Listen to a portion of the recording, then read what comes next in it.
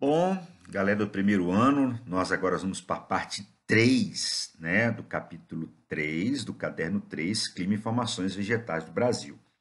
Vamos lembrar que alguns termos, como higrófila, tropófila, xerófila, nós vimos isso no capítulo 2 do caderno 2, lá em Formações Vegetais, tá certo? Então, esses termos nós estudamos lá no capítulo 2 do caderno 2. Mata dos cocais. A mata dos cocais é assim chamada por causa da presença das palmáceas do tipo babaçu, nós estamos aqui vendo um cacho, né, de babaçu, como também da carnaúba. A mata dos cocais fica localizada entre os estados do Maranhão e do Piauí, é uma vegetação de transição, uma transição entre o clima semiárido, aqui da Caatinga, e o clima equatorial da floresta amazônica. A mata dos cocais ela sofreu um intenso processo de desmatamento devido ao extrativismo predatório, já que essas palmeiras, né, nós também chamamos de porque mata dos cocais porque elas produzem um fruto que é o coco, tá? O coco do babaçu. Então, toda palmeira está produzindo um tipo de coco, tá? Elas são chamadas, né, de árvores da providência, porque você aproveita desde a raiz até a folha.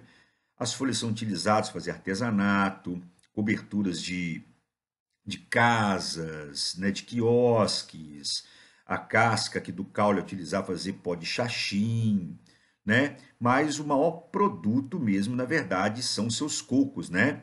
Onde se extraem aqui os frutos ricos em óleos, que é muito utilizado para as empresas de cosméticos, principalmente do babaçu. Mas do carnaúba também é muito utilizado, né? Tanto para a indústria cosmética como também para a indústria farmacêutica. Aqui nós temos uma foto, né, das chamadas quebradeiras de coco de babaçu, que trabalham em condições subhumanas, né? Nós estamos vendo aqui uma mulher, né, praticamente com uma criança no colo, tá? Muitas acabam se acidentando porque você tem que utilizar aqui o machado para poder colocar o coco, né, com esse porrete à quebra para a retirada dessa amêndoa. Hoje as situações, né, a situação social dessas mulheres acabou melhorando, muitas famílias dependem da quebra desse coco de babaçu, devido à criação de cooperativas, principalmente incentivado pelas indústrias de cosméticos, que muito utilizam dessas amêndoas do coco para a produção de óleos hidratantes, batons, tá? Utilizados muito na indústria de cosméticos aí, tá certo? E essa casca, ela é carbonizada e ela acaba vendo carvão vegetal que é muito utilizado nas siderúrgicas da região do Maranhão. Tá? Então, formado aqui um carvão vegetal dessa casca, né, do coco do babaçu. E o farelo também é utilizado aqui para poder fazer produtos de jardinagem. A mata de araucária, localizada no sul do Brasil. É importante deixar bem claro que essa mata de araucária ela vai até o estado de Minas Gerais.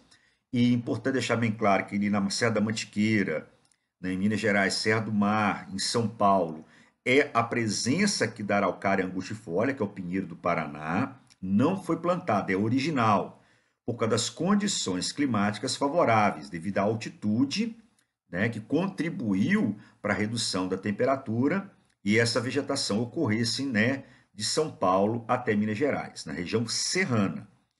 Ela ocorre principalmente no estado do Paraná, né, assim chamada mata de araucária por causa da araucária angustifolia, que é o pinheiro do Paraná. Observe que o fuste, né, o tronco é retilíneo, tá certo?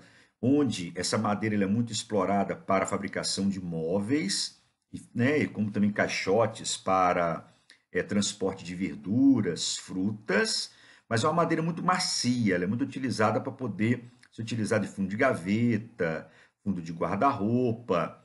Apesar do nome ser pinheiro, né, pinheiro do Paraná, observe que o formato aqui é formato de umbrella, né, formato de uma sombrinha invertida. A gente fala que o pinheiro do Paraná é um fóssil vivo, ele não ficou com aquele formato cônico da copa, porque a precipitação nival no sul do Brasil ela é bem menor. Aqui nós temos o fruto chamado pinhão, né? Onde esse fruto, a sua semente, ela é muito utilizada na culinária da região para poder fazer tortas, bolos, ou ele é cozido, ou ele é assado, como vocês podem observar aqui. E também quando o fruto é seco, ele é utilizado no artesanato, né? Para poder enfeitar fazer decorações natalinas. A Mata Atlântica, ela apresenta uma alta biodiversidade. Segundo, né, os biólogos, a biodiversidade da Mata Atlântica ela é maior que a biodiversidade da floresta amazônica. Por quê? Porque na floresta amazônica, basicamente, nós temos ali o clima equatorial. E a Mata Atlântica ela ocorre em vários tipos climáticos. Tropical, semiúmido, tropical de altitude, tropical, atlântico, subtropical. Então, essa diversidade climática faz com que nós tenhamos aqui uma alta biodiversidade vegetacional, apesar da área da Mata Atlântica ser menor do que a área da floresta amazônica. Como nós podemos observar, a Mata Atlântica também é uma vegetação muito fechada, né? Vegetação herbácea, arbustiva, arbórea. Isso aqui, no caso, é uma mata de galeria, tá certo? A mata de galeria, o que diferencia a mata de galeria da mata ciliar? É que a mata de galeria, a copa das árvores, elas se encontram, formando tipo uma galeria, né, pessoal? Tá certo? Por onde está passando esse corpo hídrico aqui. No caso aqui, nós estamos observando, né, um córrego. Então, isso aqui é uma mata de galeria. Observe que há um afloramento rochoso, né? Por quê? Porque a região possui uma topografia acidentada, por causa do relevo serrano, né, de planaltos aqui irregulares, né? Então, os rios são muito encaixoeirados, o que diferencia da floresta amazônica, que a topografia era mais plana. A variação altimétrica é bem pequena se nós compararmos com a Mata Atlântica. Aqui nós estamos observando que a Mata Atlântica foi a primeira vegetação do Brasil a sofrer um intenso processo de desmatamento. A floresta amazônica também sofreu um processo de desmatamento bem antigo, mas essa exploração ocorria na foz aqui do rio Amazonas, né? Para explorar as chamadas drogas do sertão. Mas aqui nós tivemos vários ciclos econômicos que levaram à redução da mancha original da Mata Atlântica brasileira, como vocês podem observar, né? Hoje, segundo a organização não governamental SOS Mata Atlântica, restam 5% da Mata Atlântica no Brasil. Ciclos econômicos como o extrativismo da madeira, né, chamada madeira de lei ou madeira nobre, que eram aquelas madeiras de melhor qualidade, foram chamadas de madeiras de lei, né, porque houve uma lei da coroa portuguesa que tais e tais madeiras deveriam ser exploradas, ou madeira nobre, porque ela tinha, né, era para poder atender a nobreza. Depois nós tivemos aqui, né, o ciclo da cana-de-açúcar, aqui na zona da Mata Nordestina. Nós tivemos o ciclo do ouro, aqui na região de Minas Gerais. Nós tivemos depois o ciclo do café e o processo de urbanização já no século XX. Duas coisas contribuem muito hoje para a preservação, né, dessa Mata Atlântica, desses fragmentos vegetacionais de Mata Atlântica. Primeiro, a topografia muito íngreme, tá, que dificulta o desmatamento dessas áreas.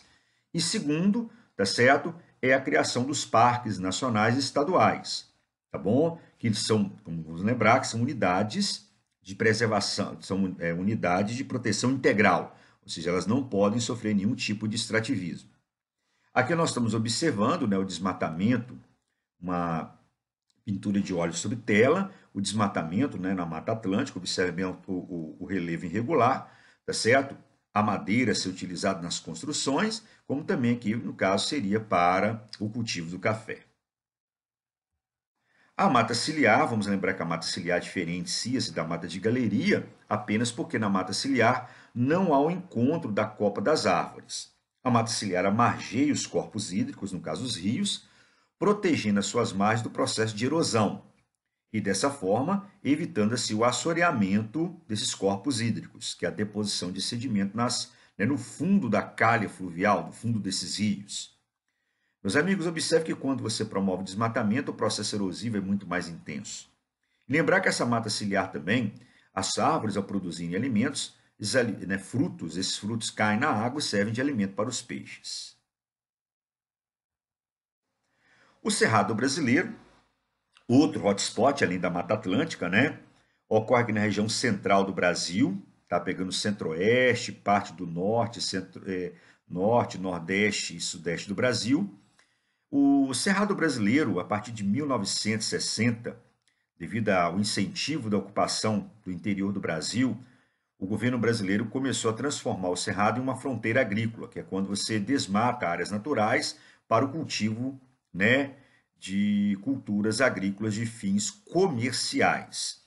Então, isso levou ao grande desmatamento do cerrado brasileiro. Os arbustos do cerrado são arbustos tortuosos, né, de casca grossa. Vamos lembrar que a casca é um tecido morto e essa casca é para proteger o interior, né, o caule dos arbustos das queimadas, que a queimada ela é muito importante para a vegetação do cerrado, porque ela vai quebrar a dormência tanto das brotações quanto das sementes. Tá? Por isso que a gente fala que o cerrado brasileiro tem uma grande resiliência ambiental. É uma vegetação tropófila, né, onde você tem aqui um ambiente úmido e seco de acordo com a estação do ano. Tá? A tortuosidade acreditava-se que era por causa do fogo. Não, a tortuosidade se dá porque o solo é um solo extremamente ácido, um solo muito ácido. Por isso que o arbusto ele é tortuoso. É uma vegetação, como eu disse para vocês, que sofreu um intenso processo de desmatamento, principalmente a partir de 1960. Outra coisa que contribuiu, além da fronteira agrícola, foram as siderúrgicas, porque a vegetação do cerrado produz um carvão vegetal, tá, de alta densidade com alto poder calorífico. E o carvão mineral do Brasil não é um carvão mineral de ótima qualidade. Então houve muito desmatamento do cerrado para a produção de carvão vegetal que abastecia as siderúrgicas, tanto do estado de Goiás, mas principalmente do estado de Minas Gerais. O cerrado brasileiro ele é o berçário de muitas nascentes no Brasil. Nascentes da Bacia Amazônica, do Tocantins-Araguaia, do São Francisco, da bacia aqui do Paraguai e do Paraná. Então, quando você promove o desmatamento do cerrado, você vai estar destruindo várias nascentes. Tá? Então, por isso que a gente fala que o cerrado brasileiro é a caixa d'água do Brasil. Então, ao desmatar, você vai estar destruindo nascente, reduzindo, então, a vazão de vários cursos hídricos do Brasil. Então, por isso que é importante preservar o cerrado, principalmente as suas áreas de veredas. São veredas. As veredas são afloramentos que nós temos de lençol freático na superfície, onde há a formação ali principalmente de uma vegetação de palmeiras, como os buritis. Aqui nós estamos observando o Cerrado e o Pantanal mato-grossense. É importante deixar bem claro que o Pantanal está numa área de planície e o Cerrado está numa área de planalto, então uma região mais elevada. Então, quando você promove aqui a mecanização agrícola do Cerrado brasileiro para cultivar plantas oleaginosas como a soja, o algodão e também formação de pastagem, o que nós temos? Vai ter um processo de erosão. Então, o assoreamento do Pantanal é provocado pela destruição do cerrado, como também o agrotóxico fertilizante aplicado aqui pode ser transportado até o Pantanal mato-grossense. Então, grande parte da destruição do Pantanal deve-se à destruição do cerrado brasileiro. A caatinga. O bioma da caatinga ocorre no sertão nordestino, né? A gente fala sertão, pessoal, sertão lembra-se interior, então interior do Nordeste, né? É uma vegetação formada, caatinga chama de mata branca, né? É uma vegetação decídua, tá certo? Ou caduca, pode observar que as folhas praticamente caem, né? Que é por causa dos longos períodos de estiagem, de falta de chuva que há na região, como vocês podem observar. É uma vegetação xerófila, típica de ambiente seco, tá? Aqui nós temos a presença de cactos, como o xique-xique, o mandacaru e o xique-xique, são dois tipos de cacto muito comuns na região, tá certo? Resistentes, né, aos longos para o período de estiagem. Como também a presença de algumas bromélias. Lembra que a bromélia não é típica apenas de ambiente úmido, não. Ela também ocorre em ambiente seco. Observe o fato que o solo pedregoso, né? Porque aqui predomina o intemperismo físico e não o intemperismo químico, já que quase não há chuva, já que o clima aqui é um clima semiárido. Dizem, né, que a falta de chuva aqui na depressão sertaneja, onde nós temos aqui a caatinga de clima semiárido, ocorre porque o Planalto da Borborema é um obstáculo físico à passagem de chuvas úmidas provenientes do Oceano Atlântico. É importante deixarmos claro, já disse para vocês em aula passada que isso aqui é a explicação que mais ocorre nos livros didáticos, principalmente do ensino fundamental, mas nós não podemos esquecer que aqui na depressão sertaneja há a presença de uma célula de alta pressão, que eu chamo de célula de Hadley, que vai fazer com que o ar fique mais próprio, mais denso, fique mais próximo da superfície, evitando a sua convecção em forma ascendente para a formação de nuvens. Tá? Então, nós não podemos esquecer da célula de Hadley, que é uma célula de alta pressão. Mas essa explicação do Planalto da Borborema é a que a mais ocorre em livros didáticos. E na região aqui nós temos o polígono das secas, que é a região onde a seca ela é mais atuante, na caatinga brasileira, tá? Onde é muito comum, tá certo, dar origem aqui às pessoas que migram, né, dessa região, fugindo, né, dos rigores da seca. Bom, vários projetos já foram criados pelo governo para poder amenizar os problemas da seca, né? O principal órgão responsável por esses projetos é o DENOX, que é o Departamento Nacional de Obras contra a Seca. Mas, segundo especialistas, o problema da seca no sertão nordestino, ele não é um problema, tá certo, físico, ele é um problema político.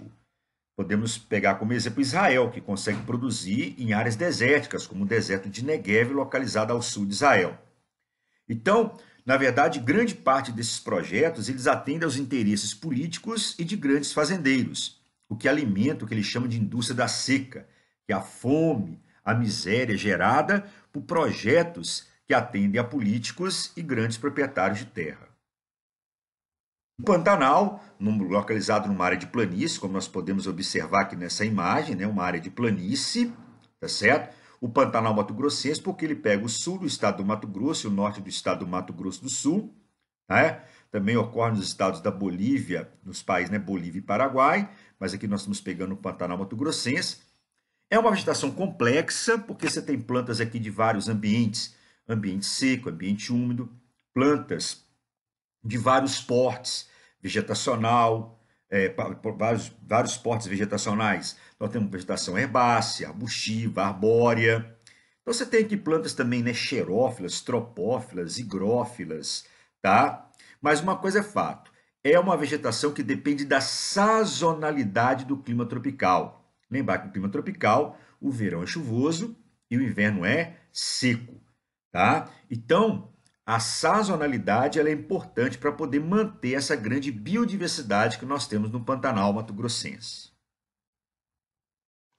Campos sulinos. Os campos sulinos ele é marcado por essa vegetação herbácea, composta principalmente de gramíneas, né, localizado principalmente no extremo sul do Brasil, no Rio Grande do Sul. Não vamos confundir com os chamados campos rupestres. Os campos rupestres eles ocorrem nas regiões de elevada altitude, nas regiões serranas do Brasil. Por ser aqui predominantemente de gramínea, então ele é muito utilizado como pastagem natural para a criação de gado bovino, como também a criação de gado ovino, criação de ovelhas, que são destinadas à produção de lã. A vegetação litorânea, como nós podemos observar que a vegetação litorânea, que pega todo o litoral do Brasil, do Amapá até o Rio Grande do Sul. Nós temos aqui a presença dos mangues, né? Os mangues que têm essa vegetação arbustiva com raízes aéreas. As raízes possuem pneumatóforos, que são perfurações para as raízes poderem estar respirando quando há elevação das marés. Tá bom, pessoal? O solo aqui é um solo lodoso, muito rico em matéria orgânica e argila, tá certo? Em condição de redução, é um ambiente de redução. Por quê? Porque ele é lagado, ou seja, ele é carente em oxigênio. Lembrar que os mangues eles são muito utilizados, são berçários, né, para peixes, crustáceos. Então, ele é muito utilizado aqui como fonte de renda para as pessoas que vivem da coleta de caranguejo e de camarão, como também as mulheres, né, que utilizam da argila para a fabricação de panelas, tá? Como no Espírito Santo. Aqui nós temos a restinga, essa vegetação herbácea e arbustiva, que ocorre nessa faixa litorânea, né, entre a praia, tá certo, e o continente. A praia é aquela faixa litorânea que fica entre o mar e o continente, para poder conter principalmente a movimentação de dunas. A especulação imobiliária está levando à destruição tanto dos manguezais quanto das restingas, né? Por serem áreas de grande beleza cênica, então há um processo de destruição. Os manguezais, eles possuem hoje, tá certo, grande lançamento de esgoto, como cidades como Vitória, Florianópolis, Rio de Janeiro.